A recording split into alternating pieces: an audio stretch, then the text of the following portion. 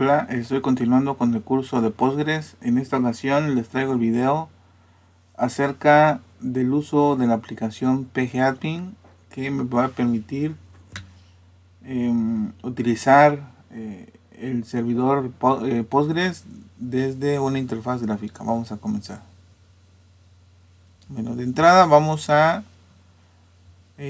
levantar nuestros contenedores. Vamos a irnos a la carpeta. Les recuerdo que hubo un video previo en donde se explicó cómo instalar el contenedor con el servidor y pgadmin. Lo pueden checar para aclarar dudas. Voy a irme ahorita al directorio donde se creó el archivo de configuración.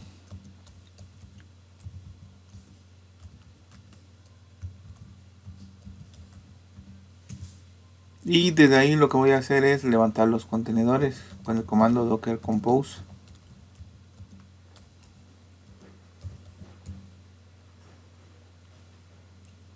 Ok, ahora para verificar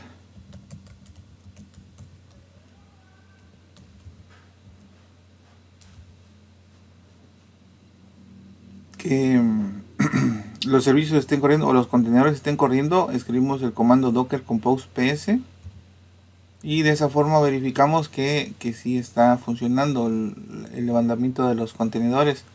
Tenemos uno para pgadmin y uno para Postgres. Ok, ya están listos. Ahora vamos a irnos al programa pgadmin. Podríamos decir que pgadmin es como que el programa oficial para manipular el gestor de base de datos de modo visual. Para eso entramos al navegador. Vamos a utilizar la ruta que se estableció al momento de crear el contenedor con el archivo YML. Y vamos a loguearnos.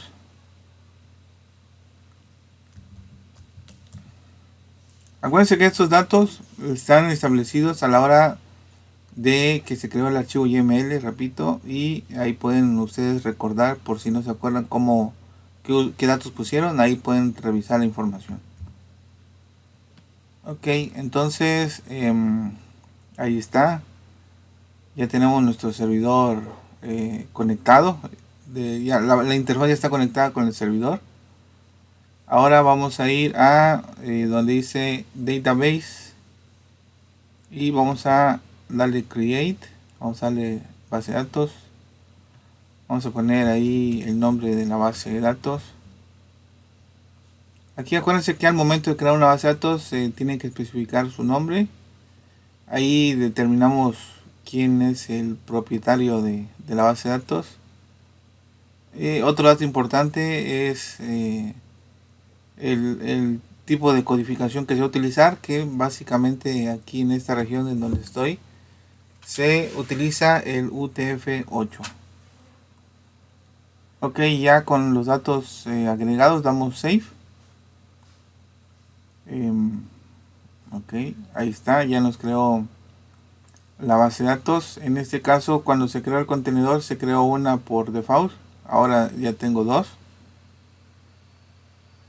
Vamos a empezar a crear las tablas, que serían, digamos que el tratamiento básico de una base de datos desde Postgres y desde esta aplicación. Vamos a buscar, de hecho tenemos que irnos a esquemas, aparece un componente que se llama público por default.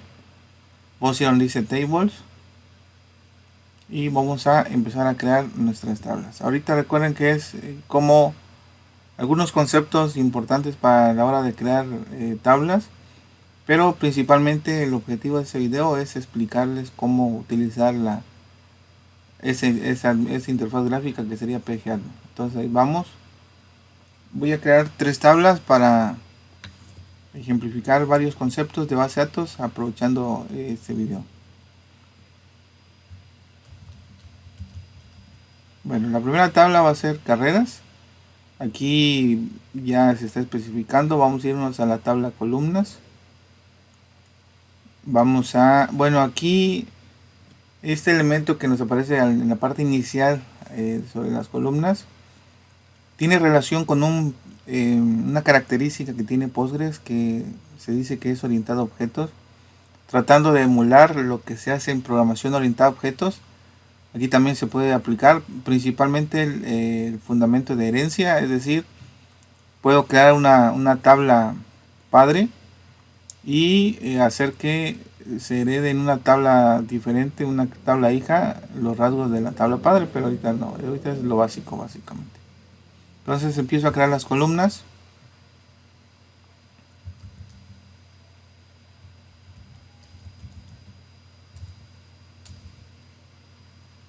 Bueno, aquí entonces empezamos con algunos elementos. Por ejemplo, aquí este tipo de dato. Ok, comento. Los tipos de datos determinan el dominio de cada campo, de cada columna en la tabla. Al momento de ustedes inicializarse en el uso de un sistema gestor de base de datos, es importante que tengan la documentación de cuáles son los tipos de datos que maneja en sí cada DBMS. En ese caso hay muchos elementos y rasgos comunes con, por ejemplo, SQL Server y MySQL o MariaDB. Pero en ese caso, digo, para que tengan la idea, pero sí es importante documentarse y tener esa información teórica. En este caso, el campo serial lo que hace es generar un valor autoincremental para que pues, no nos preocupemos de ir asignando un valor. El tipo serial es el equivalente a un integer. Genera el autoincremental, pero sobre valores enteros. Bueno, como otro fundamento de base de datos está el determinar si un campo acepta o no nulos. Hay que tener igual un cuidado en determinar cuáles sí y cuáles no pueden quedar vacíos. Y el otro elemento es el de llave primaria, que determina cuál es la columna que identifica de manera única la información de una tabla. Entonces ahí está. Vamos a crear ahora el siguiente campo.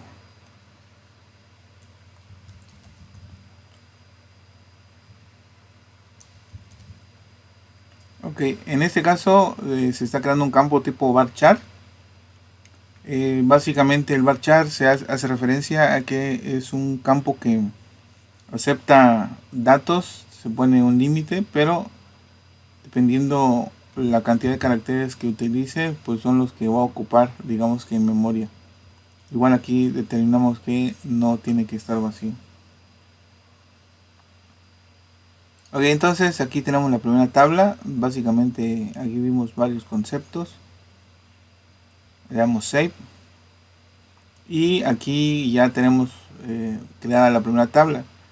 Ahora, otro elemento útil para utilizar en esta herramienta es, por ejemplo, la edición de una tabla. Aquí sería botón derecho, damos Properties y nos aparece la misma ventana desde la cual creamos nuestros campos hace unos instantes y podemos agregar, modificar o hacer ajustes. Entonces, en este caso, nada más es para visualizar.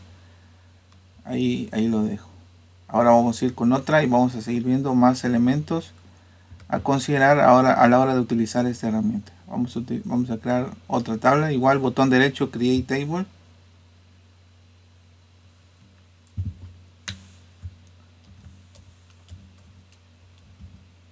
Ahora esta tabla se va a llamar alumnos. Aquí los elementos iniciales son similares. Vamos a poner sus columnas.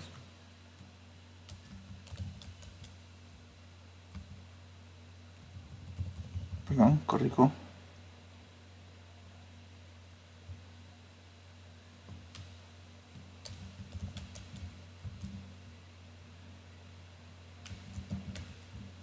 Ok, ya había comentado en qué consiste un campo serial. Igual ponemos que acepte los nulos, que no acepte nulos y es la llave primaria.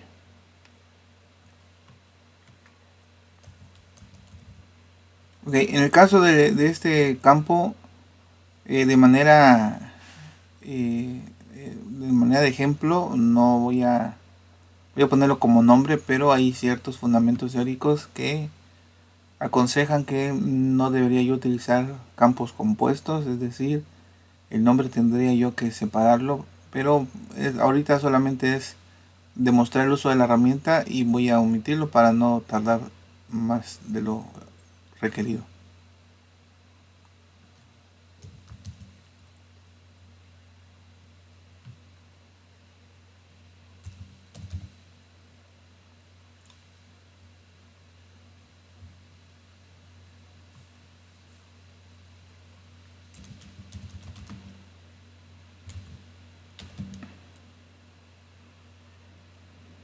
Ok, ahora aquí agregamos otro elemento.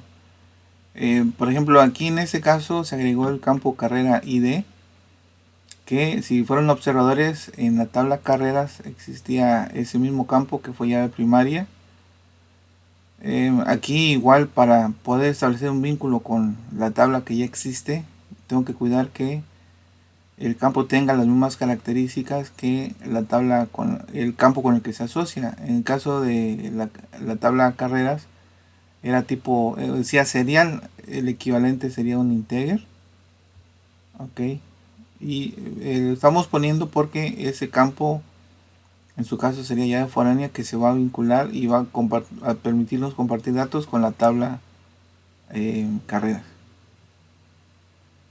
Ok, bueno, entonces ya tenemos definida la estructura de la segunda tabla. Ahora vamos a agregar otro nuevo fundamento que sería en este caso el de las restricciones. Vamos a definir una llave foránea.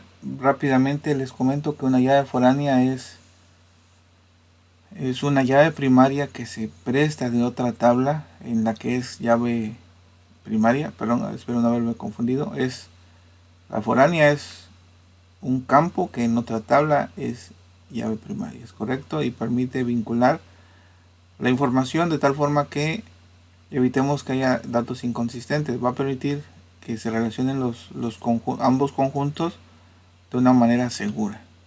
Ok, entonces aquí selecciono, le voy a dar agregar, vamos a ponerle primero el nombre.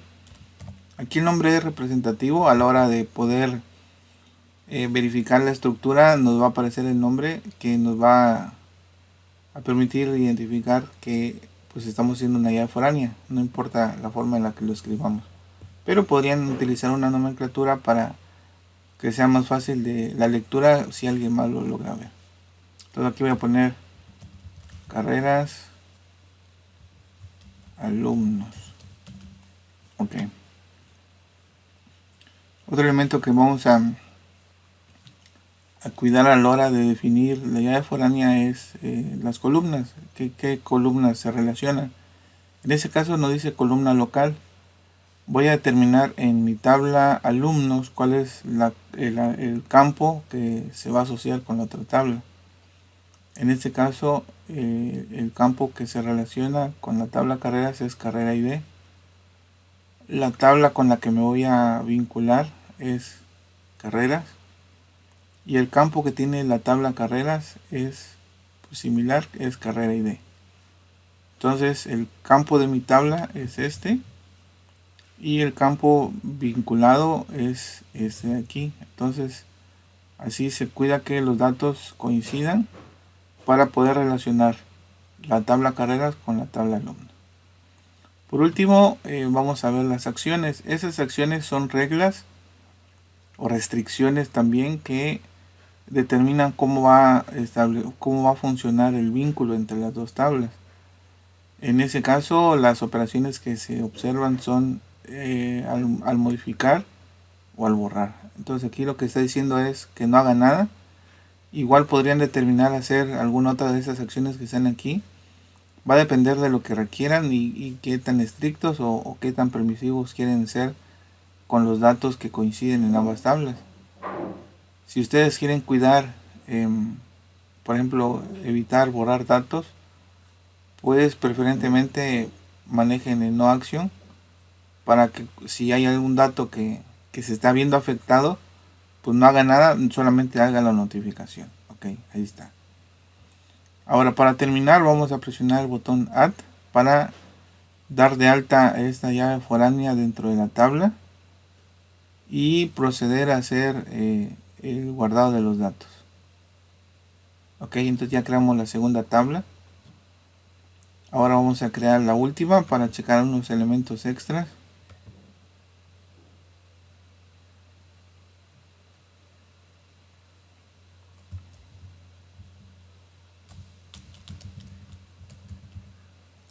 Ok, vamos a agregar las columnas.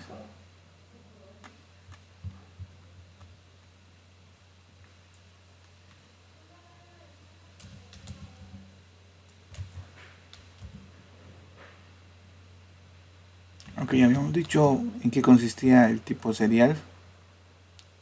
Esa es nuestra llave primaria.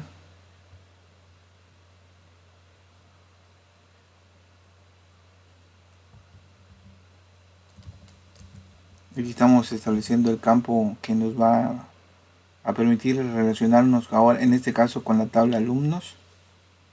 Y el equivalente en la tabla alumnos matrícula fue serial. Aquí vamos a ponerle integer como en la tabla anterior.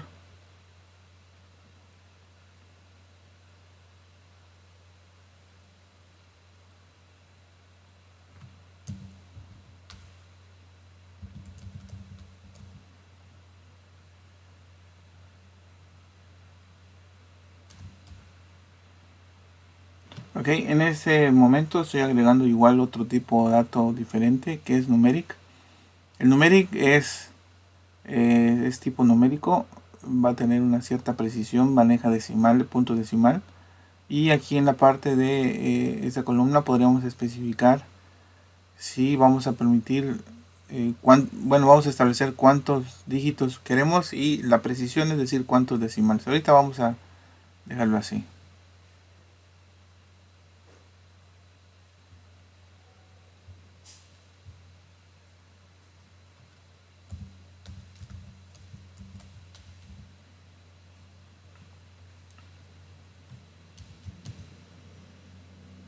Ok, ahora manejamos nuevamente el varchar, que es una cadena de texto variable.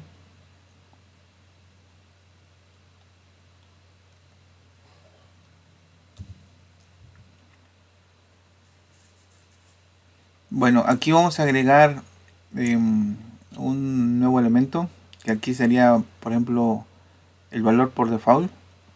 El valor por default lo que va a hacer es permitirnos especificar un valor que va a asignar de manera predeterminada. Si en el caso que dejemos vacía la columna, por default va a poner el valor que ponemos aquí. Como estamos hablando de una cadena tipo varchar o cadena de caracteres, vamos a especificar el dato entre comillas simple. Hay que cuidar que sea comilla simple, no comilla doble. Ok, entonces repito, es el valor por default es, si no se escribe nada, por default escribe este valor ya de manera preestablecida.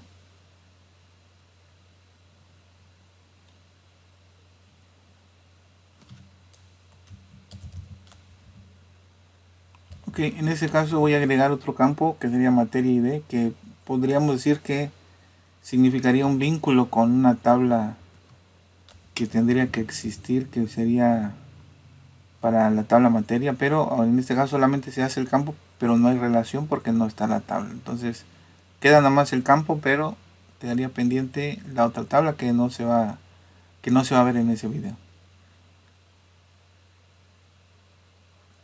Ok, bueno, ahorita lo que vamos a hacer antes de poner la llave foránea, voy a agregar otra restricción. En ese caso voy a agregar una restricción tipo check. El check lo que hace es servir como una validación, ¿sí?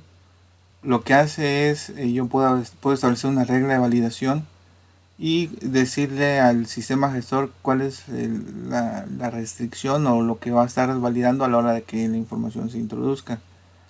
En ese caso el nombre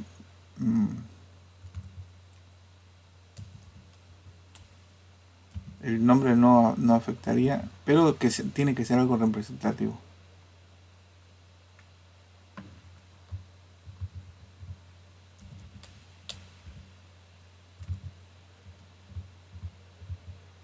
Ok, bueno, entonces aquí en este caso lo que voy a hacer es definir la condición que quiero que cuando se estén introduciendo datos, qué es lo que se va a verificar para ver si se cumple o no. Entonces aquí voy a poner, quiero que la calificación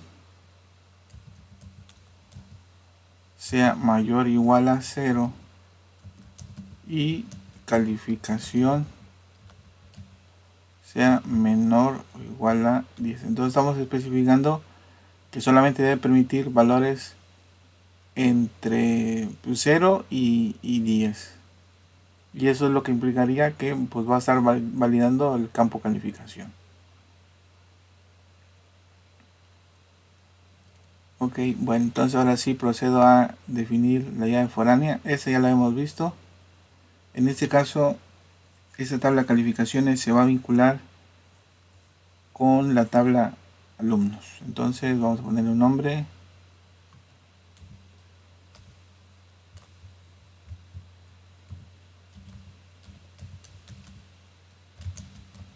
Sí, no forzosamente tiene que coincidir con el nombre de las tablas. Aquí solamente es un nombre que no afecta el hecho de que no coincida el nombre con los nombres de las tablas. No hay problema.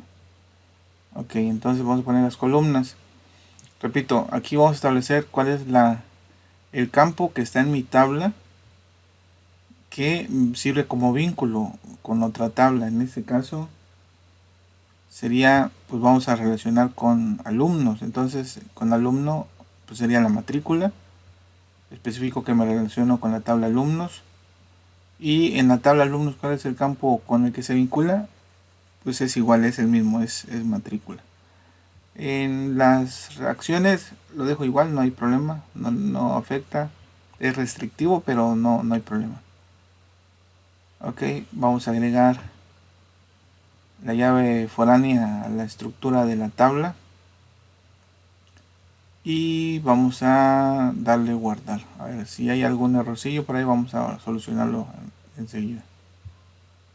Ok, bueno, no hubo problema. Entonces ahí está. Bueno, ese es un repaso y una vista rápida de cómo es que se utiliza la herramienta. Otra herramienta importante y la veo muy adecuada para utilizar aquí en este programa PGAdmin es una herramienta que se llama ERD for Database, que básicamente lo que hace es permitirnos documentar el diagrama que representa a la base de datos. Muchas veces necesitamos generar el diagrama porque es parte de la documentación técnica, entonces esa herramienta nos lo genera. Y de la misma manera tiene pues toda lo necesario para empezar primero creando el diagrama. También es válido y puede funcionar así. Entonces aquí está. Yo veo esta herramienta muy útil cuando, repito, necesitamos generar la documentación técnica. Y pues ya tenemos en este caso dos puntos que se cubren, la parte física y la parte del diagrama. Ok, bueno, entonces aquí ya le guardaría si quisiéramos conservarlo. En este caso no lo voy a dar guardar. Por último, les quiero mostrar otra herramientita. Esa herramienta igual se es con botón derecho y se llama Query Tool. En ese caso, esa herramienta lo que hace es permitirnos trabajar directamente con el SQL, de tal forma que si ustedes están más acostumbrados a introducir instrucciones, pueden irse directamente ya creando la base de datos, pueden irse a escribir códigos y puede ser para algunos más rápido. Entonces, por ejemplo, aquí podríamos poner select asterisco from. En este caso hay que ponerle entre comillas el nombre de la tabla. Ok, y pues como la tabla está vacía, no tiene filas, no tiene registros para mostrar.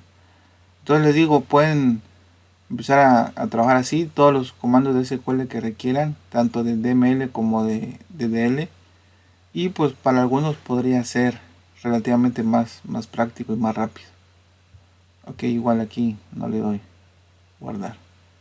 Ok, bueno, entonces en resumen eso es lo que les quería mostrar de esa herramienta, es muy útil. Bueno, aquí cerraría y de la misma forma que como se hizo con la línea de comando, aquí igual tenemos que finalizar los contenedores antes de irnos para dejar listo todo y parado, detenido. Y ahí está. Entonces sería todo por hoy. Los invito a que se suscriban, compartan estos contenidos, estos recursos, activen notificaciones. Hasta luego.